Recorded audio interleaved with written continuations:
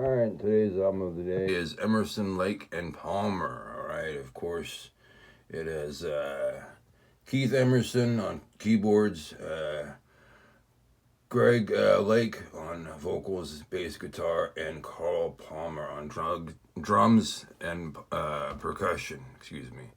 And this would be their first album, and Greg Lake would produce it, and it would go to all the way to number 4 in the UK and number 18 in the US. So this was released on Island Records in the UK on November 20th, 1970, and in January of 1971 on Coalition Records in the US.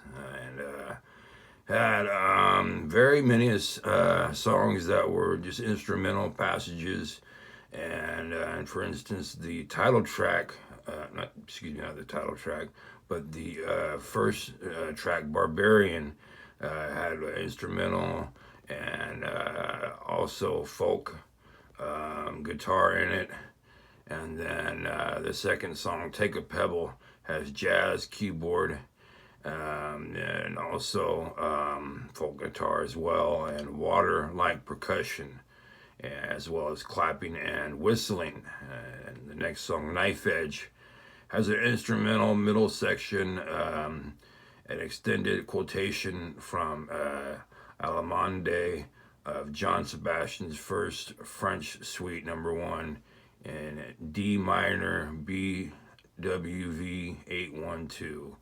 But it's on an organ rather than a piano, so that's pretty cool. And so you get this album right here, and you get the backside, and like I said, you get the Barbarian.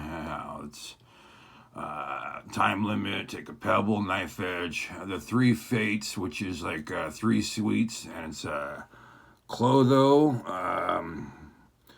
Lasius, Atropos. I think those are all 3 sisters in Greek mythology. Correct me if I'm wrong. And then the song Tank, and of course the single Lucky Man. All right. Now Lucky Man would be a hit for them and would actually go to number 48 in the US.